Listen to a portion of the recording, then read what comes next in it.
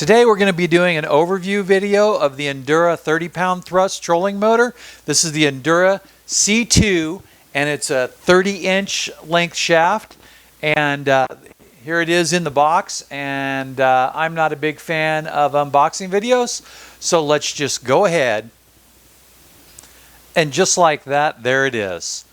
So the motor's pretty straightforward. So once I opened up the box, it came right out, and the nice thing about it being packed is that it was not packed in foam.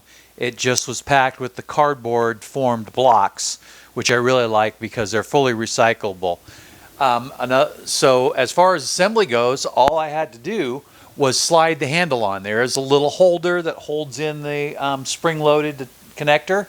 So you just remove this little wire from the holder, and the directions are clear in the box, and then you just slide the handle on all the way on with a little force, and then it locks into place. And then you can pull the handle back out and adjust it to whatever length you want while you're on the boat. So it turns on and off like this. So that's the full on position, off, and that's the full reverse position. So I just want to point out to you, so the wire, of course, is all bailed up there, and I'm not going to unbail it until I'm ready to get on the boat. But we have the two wires here, and the one with the red stripe for your positive and the black one for your negative terminal. And one of the things I do like about this that they changed in the current models is that they do not use battery clamps anymore. They used to use the little clamps that we use like on a battery charger, with the amount of power that these things draw, this is probably much better. And then you can secure them with wing nuts or bolts depending on your trolling motor battery. So this just uses a standard 12-volt connection. Some of the larger motors will use a 24, but I don't believe that any of the Endura series uses that. I think the largest Endura series is a 55-pound thrust motor. So I got this one here because it was the most affordable. This motor is one of the most widely used and widely sold motors in the, I'm going to assume in the world, but it's definitely in the United States. And there's certainly a couple reasons why. One is because MinnKota is a dominant brand, and the other reason is the price. For the quality of the motor, the price is really reasonable, and you can check the link below, which is an affiliate link, to get the current price on that. I can't exactly say that on the video, but feel free to take a look at the link and you'll see. So it says right on the top, 30-pound thrust, 12 volts, 5-speed motor. So that way there won't be any confusion at a later time. So I'll just go ahead and push that in, and we'll set that down. And then we will see if we can take a look at it on the boat. All right, so now we're out on the river here, and we're actually sitting on the dock, and I'm going to take a second here, and I'm going to hook this up. I'm just going to take a little picture here and show you. How about maybe I could try moving the camera around a little bit. See if we can get that on the camera. I'm just going to see about that. Okay, so you can see down here I brought a battery with me, and we're just going to grab the adjustable wrench here. And I'm not normally a big fan of adjustable wrenches, but we're going to use that today. We got these two little clamps, just black and red here. So we'll put on that. I usually do the positive first.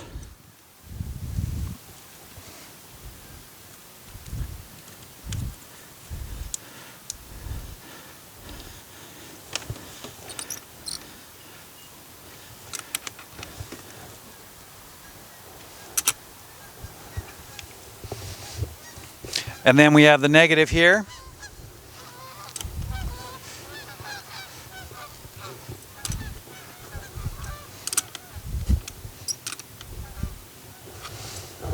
Okay, I've attached that, and I'm just going to give this a little spin. Okay, yeah, we have power. So I'm going to go ahead and readjust the camera real quick.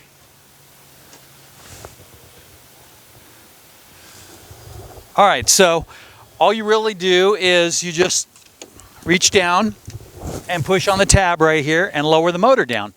And then we're going to go ahead and take a little tour around the dock here really quick. So let's go ahead and go.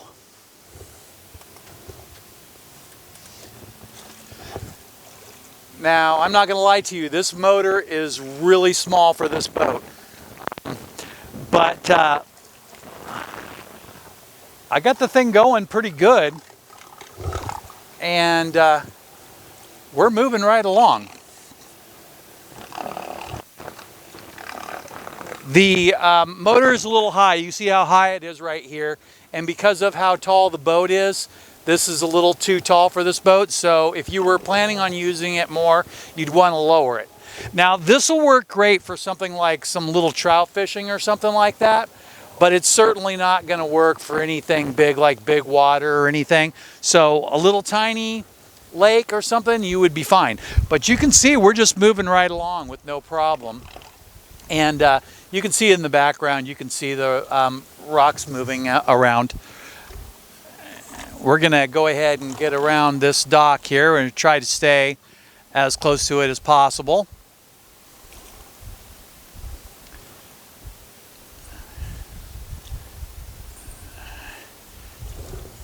We'll get in there real quick. It's a kind of a busy day at the boat ramp, and I really didn't want to go out in the main water, but I did want you guys to be able to see this. So we are on 4, or nope, we're actually on 5, sorry.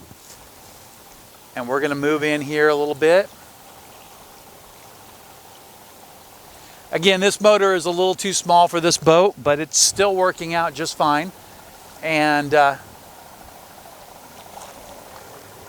we're just going along pretty good here. Going to get in a little bit closer, and then I'm going to slow it down. So now I put it on 3. We still have a lot of forward momentum, but we have our ability to steer. And then here you can see the handle's extended all the way. I had it pushed in just because I wanted to have a more secure grab, but you can easily do that, and you can lean forward just a little bit. So I'm going to pop it in reverse for a second. So you just spin the handle around, put it in reverse, and it's going. The reverse gears only have 3 gears, so we've got 1, 2, and 3. But it still has a pretty good amount of thrust. So I'm going to pop it back and forward and spin the boat a little bit because I don't want to lose control and bump into the dock. And there you go. So that's your Endura C230, 30-pound motor. So it's a small one, but it'll work great for any of the smaller boats. So thanks for watching.